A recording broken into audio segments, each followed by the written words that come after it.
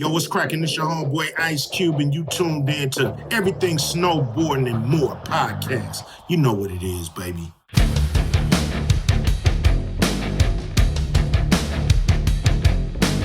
Welcome back to the Everything Snowboarding and More podcast. This is episode number 39. My name is Mike Hardaker, and I'm your host for this episode.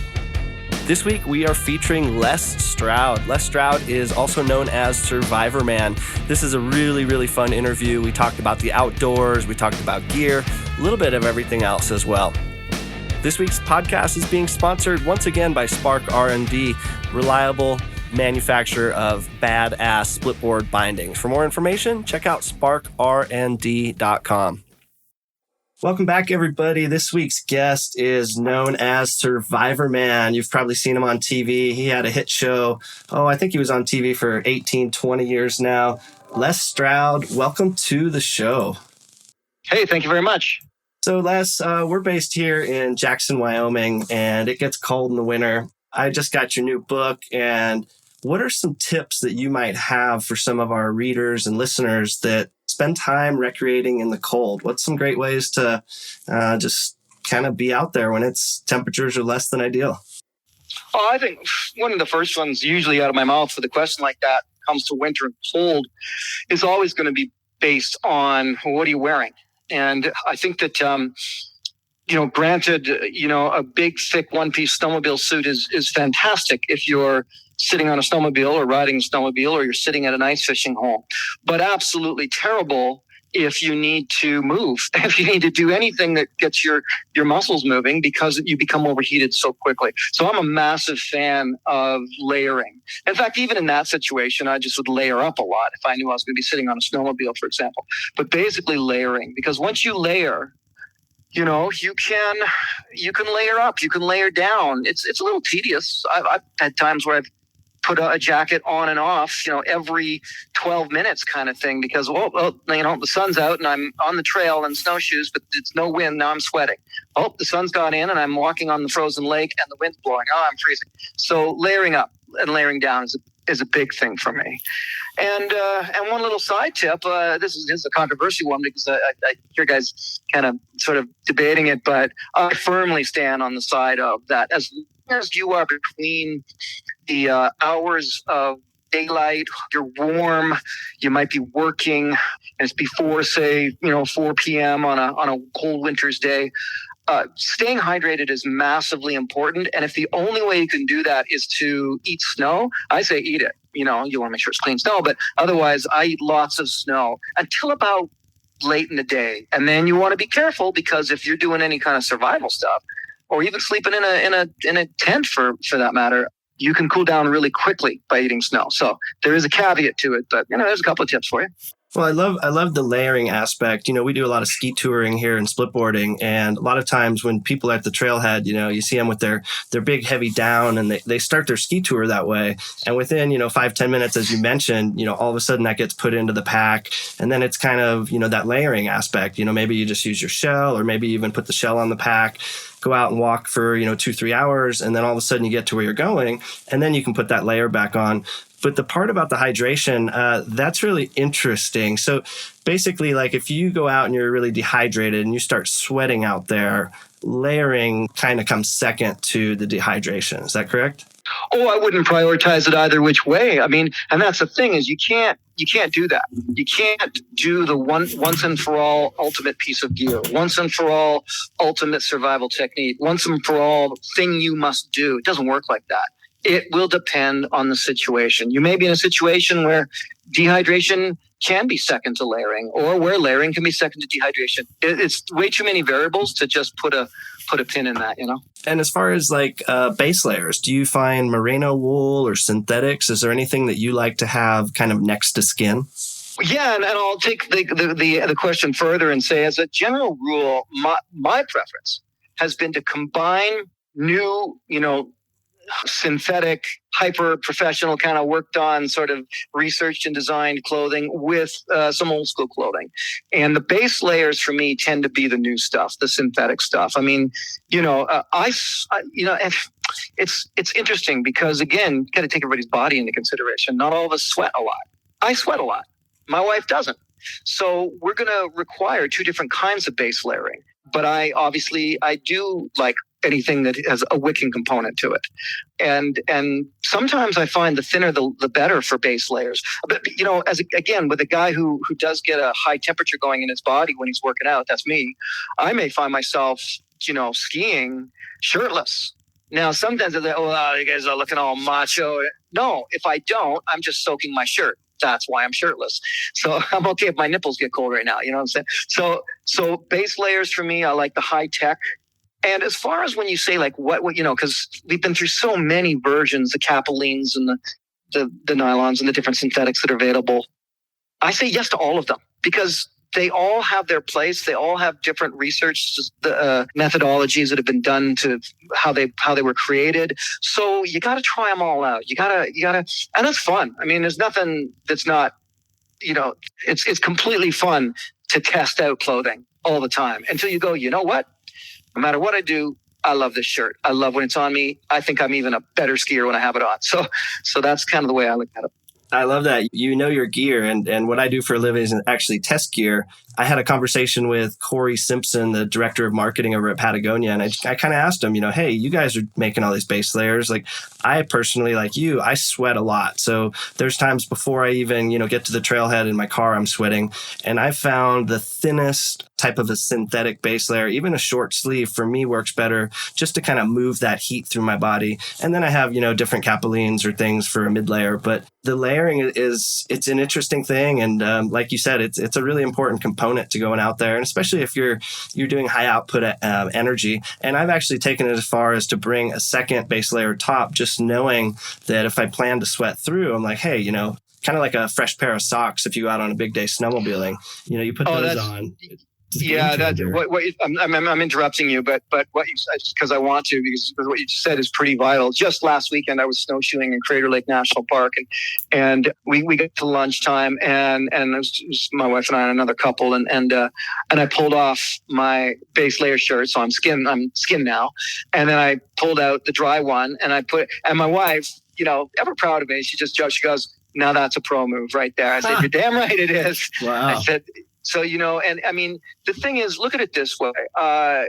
You might try to look super cool going out without anything, any kit on your back or nothing in your backpack other than your power bar, and your little flask and a little bit of water. That looks cool. You look pretty sleek, but, it's going to suck for you when you do stop. And we always do stop, right? So I always, as a sweater, and I hike constantly.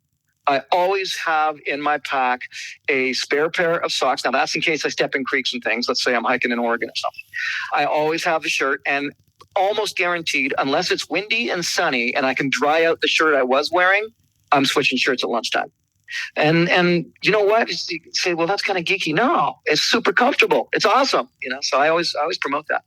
And that comes from your experience. That's so awesome to hear. Being Survivorman, what other things should people have in their backpack if they're just going out for an outing? I mean, do you bring, fire starters, like first aid kit? What are some of the extra little things that, a lot of our, readers and listeners, they go hunting and they go backpacking, a lot of backcountry skiers, what are some other little things that they can bring aside from the layers and the socks? Well, and let me approach it first because it's a favorite subject of mine. So let me approach it, and I apologize if I'm going to be verbose here, but I want to approach it first with the philosophy of this. I see, and so do you, I bet, see so many people that I'll pass on the trail. I'm like, oh my God, they've got nothing with them, and they're going up to that peak, and they're just like, and they might be in city shoes. So that's one level. The other level is probably more like your friends and my friends. They just don't feel they need it. They've got their stuff down. They know what's going on, and they don't feel like they really need much. And to have a backpack with stuff on, it's kind of geeky, isn't it? What are you, a Boy Scout? You get that kind of, noses get turned up at it. But the funny thing is, when anything does hit the fan, and you're the guy with some gear in his pack, you're no longer the Boy Scout geek. You're now the hero. And so I highly recommend that you have a pack with good stuff in it. Now, not so much so that you're like weighing yourself down, but on the other hand, so you got 15 pounds in your pack. you'll get stronger legs. It's just going to work you out more. We're not saying carry 45 pounds worth of stuff, but you get somewhere between 7 and 15 pounds worth of gear. Now, what can you have for that? Well, you know the food, you know the water, so we don't need to touch on that. I generally speaking, well, actually, some toiletries is always fun to have in case duty calls while you're out there. So some toilet paper. The first aid kit, yes, but just like any survival kit, you got to know what's in your first aid kit. Don't just go buy a cute little red colored kit with a big X on it off the shelf. You've got to know what's in that kit and how to use it. And lots of people, it's like the Survivorman thing of having my flint stick hanging off my belt. I've seen other guys, and they don't even know how to use it. It's like, well, you're carrying it and you don't even know how to use it. So in your first aid kit, know what's there. But here's what you do with all of this. Don't buy anything off the shelf and throw it in your pack. Set it up yourself. So set up your own first aid kit. Mine is customized, and I couldn't, if a team of skiers had a massive accident and people's had arms laying around on the snow. No, I'm not set up to do that. But I'm certainly set up for blisters and cuts and small wounds and, some things like that. Maybe a bit of compression if I'm going long term and stuff like that. And then the rest of it, as far as survival kit goes, really, and I bet you know this too, something to start a fire, plus something to start a fire, plus something to start a fire. I love it. Because, man, if there's one thing that is vital in any situation where you're stopped and you've got to deal with something that's hitting the fan, you almost always want a fire. And scrambling with a small bit of matches and, or a lighter that's got a few drops left in it. You want, so that's big for me. After that, you get into customization. If you want to know, if it's not too heavy, a good knife and these sorts of things that you can see on any list. But the best advice really is to what's the activity? How long are you going for? What's the weather? What's your skill set? Now, okay, take that information and customize your kit.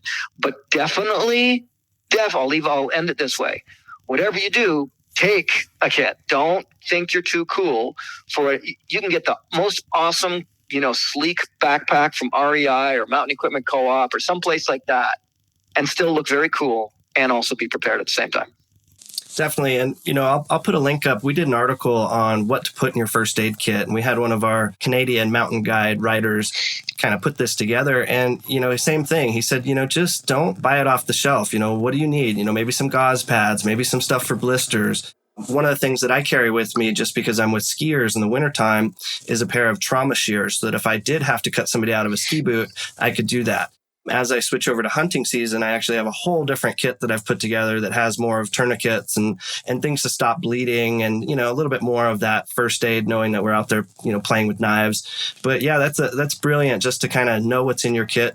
As far as fire starter, I'm the guy that just carries a couple lighters with me. I've got a tin, an Altoids tin that I put one in, and then I have cotton-soaked Vaseline cotton balls soaked in Vaseline.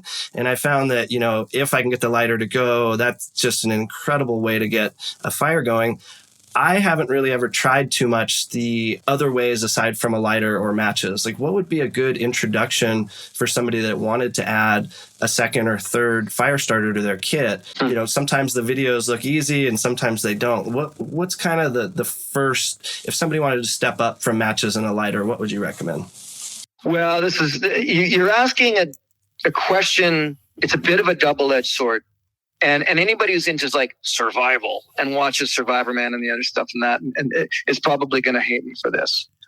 Honestly, if you're asking me in this day and age, depending on what you're going to do, and you're not specifically trying to learn any more, shall we say, old-fashioned survival skills, my first answer is more of what you already have. So why? Yeah, but the flint striker, the ferro rod, yeah, fine, whatever. Give me a butane lighter. I'm in trouble. I need a fire. So I'm saying with reality, more of the cotton, the soaked cotton, more of another lighter, a fuller lighter, a butane. I like the torch kind because they're really great in the wind, right? So first off, that's my true realistic answer. But to entertain your question further is to say, so then we get into the strikers. And the small ones and a lot of crappy ones out there, they're very cheap. I suppose Look, I do agree when a survival guy or woman hears this. I do agree that the striking edge on a magnesium flint striker stick is a little wimpy, a little small, and can fall out and can break and fall out. I do agree with that. So in that case, a larger ferro rod, a larger striking rod you'd think would be better. However, the magnesium just gives you like not kindling I'm looking for, but fuel, if you will. It's an extra little thing.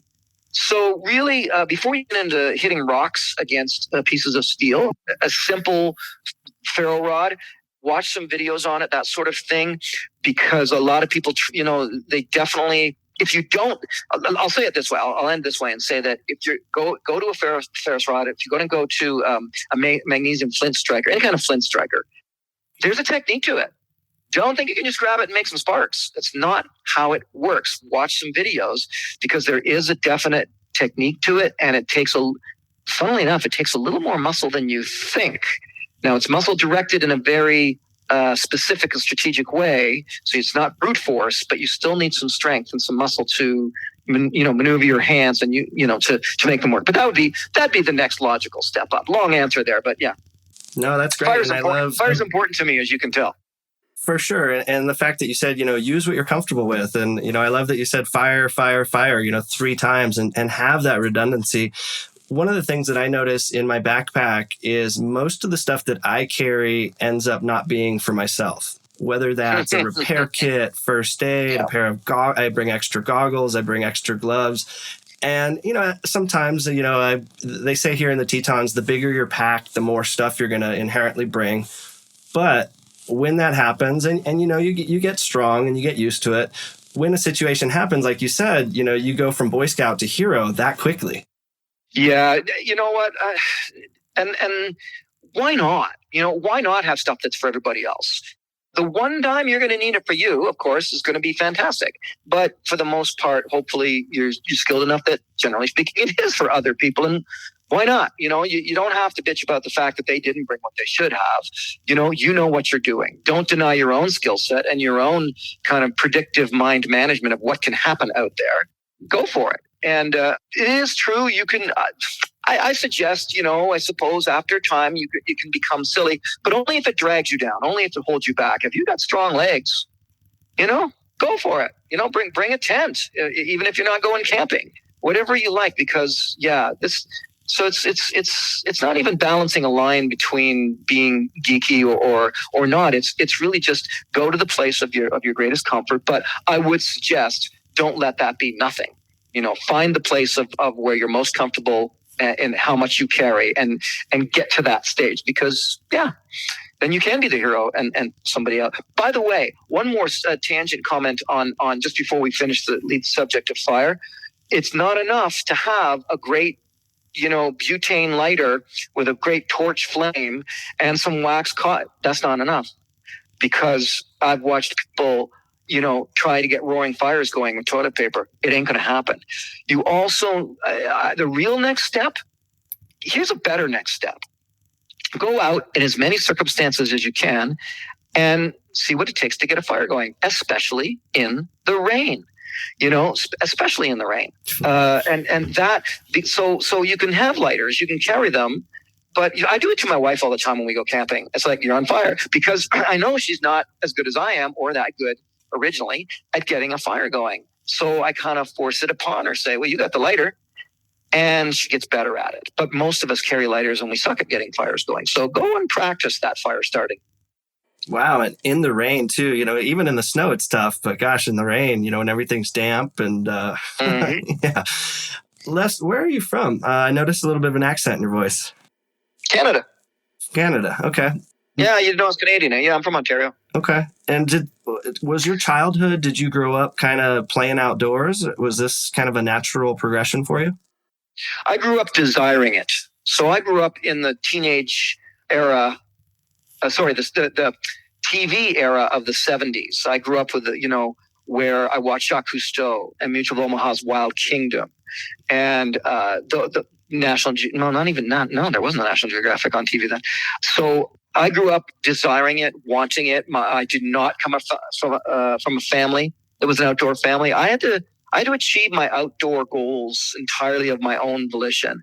And I'm really quite a late bloomer. Now, that said, I knew the desire was always there, because even as a, beer drinking teenager, my buddies used to nickname me Yule Gibbons. And Yule Gibbons wrote a number of edible wild plants books, because I, even as a dumbass 17-year-old would, say, hey guys, I'm pretty sure we can eat these plants here. And which would be followed with, shut up, Stroud. So, I definitely grew up not near any kind of outdoor pursuits. I just wanted it badly. And I went after it when I hit my, not until my I was 25 when I first became an outdoor adventurer. That's great. And it seems like you're really passing on the torch to the next generation. Your new book coming out, Wild Outside. It's interesting. When I got it, it said, for ages 8 to 12. And here I am, I've got it on my coffee table and I read it all the time. And anybody that comes over, they start flipping through, and there's all sorts of just really cool tidbits. How did the idea come about to make a book and kind of gear it toward children? Well, it's really just a wonderful natural extension of what I've been doing for 20 years now in film and 35 years in practice. And that is that even though Survivorman itself and even Beyond Survival, sure, these series were on, you could ostensibly call them adult television networks, but kids still love them. And I used to get photographs from kids dressing up as me for Halloween. I mean, if that's not an endorsement, I don't know what is, right? So this Wild Outside with Anik Press out of Toronto gave me the opportunity to speak directly to the kids, which I did years ago when I used to run outers clubs and guide trips and everything. Long before Survivorman, I guided kids for hundreds of trips out into the wilderness. So this gave me that opportunity to speak directly to them. And it's sort of trifold in that, I get to direct them. I get to tell them my stories of Survivorman. And then I get to tell them the lessons learned from those stories. And then I get to give them some practical application and some fun they can have outside, even in their backyard. So there's a nice trifecta of directives there. And as I said, it gave me the opportunity to speak directly to that age group. And how about, you talked about going out with your wife. Do your children share that same passion for the outdoors that you do? They do. And thankfully, of their own accord and in their own way. So they both love adventuring. So they both will hike and kayak and mountain climb and do these sorts of things. And then my daughter went off into being a triathlete. She's a triathlete, notwithstanding the issues with the Olympics these years with COVID, but she's still training hard as a triathlete, swim, bike, run. And my son is a smoke jumper and a paramedic, but he's out in British Columbia. So he's just, he is far from you guys. But anyway, he's up in the mountains in British Columbia. And so both of them definitely went down that road. They definitely got wilderness adventures with myself and my ex-wife. But I'm glad to see they made it their own. They took their own direction. They didn't become little survivor men, little survivor children or something like that. They've made their own out of it. And it's interesting, again, you mentioned on their own accord. A lot of the parents here, I think, in certain, resort towns or active communities, they really, really push their children. And we've kind of seen it backfire a lot where it's like, hey, my kid's going to come ski with me. And the children get to a certain point and they're like, I don't want to go ski. Like, I kind of want to go do something else. Or they move away from the community. So it's great to see that, your children, picked up on your love for the outdoors and kind of ran with it. Well, I don't think you can force anything on your kids. I don't think you should. And I'm speaking as a parent of two children. It's you can open up the opportunities, but when it becomes a thing, it becomes a bit of drudgery for them. And even though, skiing at the most awesome mountain with a great set of equipment, it might seem, and they love it and they're 11 and 12 years old. And well, your friends over there, their kids took it and they went professionally with it. So you're hoping your kids will too. Do you know what? Let them, open those opportunities up for them. But by the same token, if they have to sit around the table, listening to you talk to your adult friends and they'd rather be somewhere else, you're not noticing that, so you have to be really careful. It's about opening the opportunities up, making them all available and just seeing what sticks. I've tried many things with my kids that did not stick. And thing is, I don't take it personally. It's like, okay, well, you don't like that. Cool. What do you like? How about this? Point is, as a parent, whether it's skiing or, being Canadian, hockey, they wanted to play soccer. I never played soccer. They play soccer. So yeah, that's the thing. We do have to be careful as outdoor parents that we don't, try to turn our young children into little, perfectly clad in the best outdoor clothing, miniature versions of ourselves. I don't think that's the goal of parenthood. So. They sure do have cool looking kids clothes now. Not that wasn't the case when I was a kid. Well, when you were talking earlier about the clothing, and I made mention of the fact that I like to combine the new high tech and the old school. Well, one of the reasons for that is if I'm doing a survival excursion, and we'll call it a recreational survival excursion, because of course it's recreational because I'm not actually in a survival situation. I'm just going to go do this for the weekend. I like to be clad on the outside with more old school, more wools and canvases and tougher stuff, because you want to wear some Gore-Tex and build a shelter and sleep beside a fire. That's the end of that Gore-Tex coat that night, right? Whereas you've got a beat up old, army wool kind of thing, that's going to last you forever. So I do like, in survival anyway. In sports is different, but in survival and in recreational survival, I should say, there's a big distinction there. I do like combining the old and the new. I like that you're talking wool. I feel like I'm kind of doing it right now, talking to you. There's a hunting show, a guy named Randy Newberg. And for the longest time, his gloves, he uses these big chopper mitts, kind of like a deer hide chopper mitt. And then inside, he has big, heavy wool liners. And I thought, this guy, he goes hunting. He's always out in the cold. I get to test all these really cool, North Face and, Dakine and all these Gore-Tex and insulated gloves. I've found that the wool liner with the big, leather chopper mitt on top, it keeps my hands the warmest out of anything. And people laugh and they're like, "You're using wool?" I'm like, this is like old, like military style. I mean, it works. And for somebody like yourself to, understand that and to be using a combination of the two, I mean, that's great. I definitely feel like I'm on the right track. This is cool. Oh yeah, absolutely. You catch me in a real winter situation, I'm wearing my moose hide mitts with beaver fur liner or wool liners. Absolutely. Okay. And when I wear the high tech stuff, well, it's real simple. My fingers get cold. So I don't care. It's not about how cool I look. And and again, all of our physiologies, if you will, are different. Now, for example, I ran dog teams for 3 years, and there was, and here's a story for you. What happens when you run dog teams is the dog teams learn how to poop on the run. While they poop on the run, often it could be, at least up in the Arctic when you're feeding them fish all the time, it can be very runny poo. So now this poo gets on the chains and things that are behind them, including the clasps that hold the chains together. Now, you have to come along at the end of the day and undo these clasps to take the dogs off of the team. Problem is, there's now a bigger than golf ball sized dog poo lump that's frozen solid on the clasp. Now you have to take that dog poo off. So you have to thaw it. Now you're thawing dog poo with your bare hands on cold metal. So I had to do that for 3 years of running dog teams. Well, and now to get to my point, the result of that is I suffer from a traumatic Raynaud's syndrome. And mostly that it affects women more in a natural sense, but in a traumatic sense, I got it from freezing my fingers over and over again. What's that mean? It means that the second I get cold or my body senses a chill, it aggressively reacts to pull the blood out of my fingertips, which means I need to keep my hands warm when I'm out on a winter excursion. Simple. And my high-tech gloves with the individual fingers, they don't do it. I've tried them. I've used them a million times. What works? Leather gloves with wool interiors. That's what works. Wow, I like that. And then how about hand warmers? Do you ever bring those along or just throw some in your kit?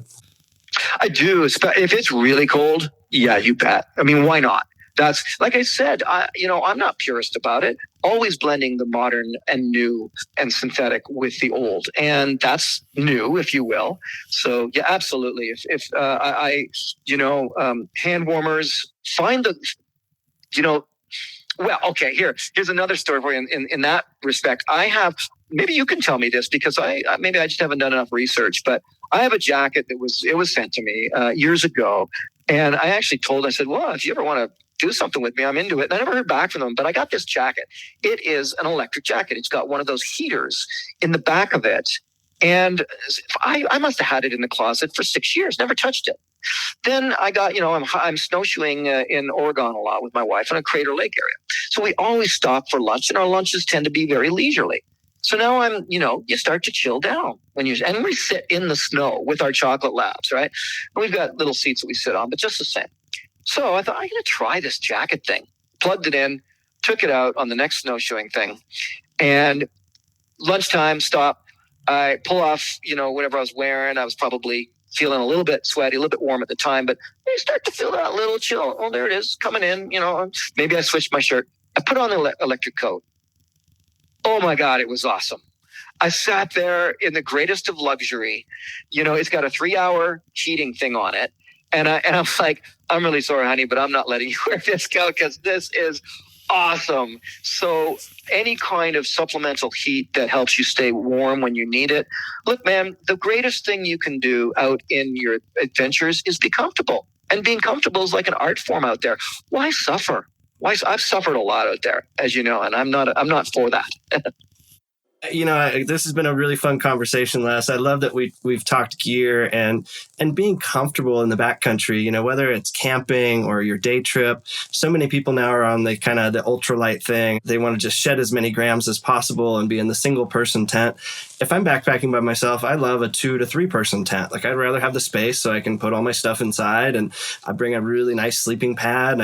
If I bring a sleeping bag, it's always the extra long sleeping bag. I mean, I just don't mind because I want to be comfortable out there, and I love sleeping under the stars and just even recreating. It makes it so much more fun when you do have the right gear and you know how to use it, combined with, being in a place that you're comfortable with. And I guess last but not least, what are some common injuries that you've seen out there that have happened to you that, maybe people can kind of plan for when we're talking about a first aid kit or just in general?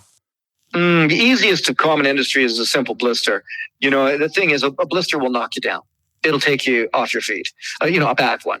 And in adventure racing, we used to have a thing where it's if your teams of 4 and you're adventure racing, multi-day races, that kind of thing, backwoods. If you felt a hot spot coming in your ankle, you would yell out hot spot.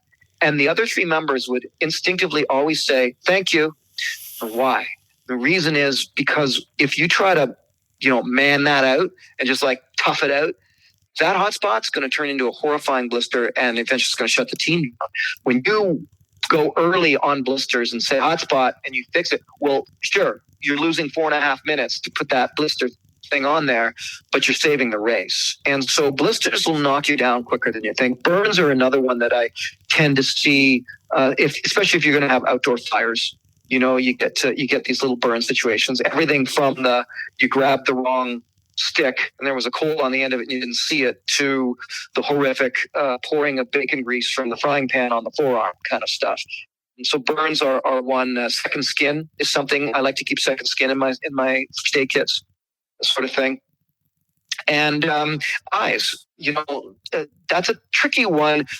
One of the things that I tend to keep that I would kind of almost feel like it's an extra, but I still do, is I like to keep the little eye cup with the eye cleansing liquid.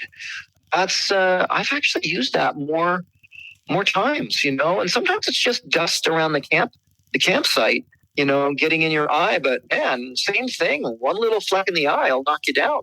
So those are some common ones that I see. Wonderful. Well, I really appreciate you taking the time to chat with us. This has been really fun. You know your gear, the outside. Survivorman, thanks so much. Where can people follow along with your adventures these days? Well, one thing I'll do is, and this is the shameless plug section, but I love it because we'll go back to the book Wild Outside. It's coming out in March from Anik Press. And if you are a parent and you have kids between the ages of 5 and 16, it's really directed toward them. I wrote it. It's my words. There's no ghostwriting. It's my stories. I hope you will at least take a look at it. The whole point, as it's been with everything I've ever done, is just to get people connected to nature again. And that's the point of that book, is to connect your kids to nature. Online is easy. I am putting up tons on YouTube these days. Survivorman - Les Stroud.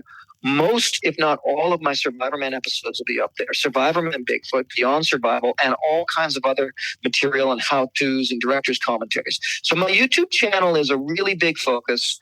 online, I'm easy to find, and I've got the requisite Instagrams and Twitters and all of that. And that's me. It's actually me doing it all. But the last thing I would say is I have a brand new podcast myself. It's out right now. It's called Surviving Life with Les Stroud, and it's on wherever you get your podcasts. And I'm interviewing everybody from musicians to outdoor legends. So it's a wide span. So that's it. I'm pretty busy these days. 2021 is going to be a year of constant releases for me. Oh, before I even forget, what am I talking about? Brand new series on PBS stations called Wild Harvest, which highlights local foraging. And then another series called Surviving Disasters with Les Stroud comes out in the spring. So busy guy these days, but it's fun to be busy and just keep releasing stuff. Well, thanks again, the busy Survivorman, Les. It's been a pleasure to talk to you, and wish you the best. All right. Have fun out there. All righty. Bye. All right. Thanks for tuning in. That was episode number 39 with Les Stroud. Next week, we've got another special guest, Scotty Lago, another Olympian coming on the show. Should be a rad episode.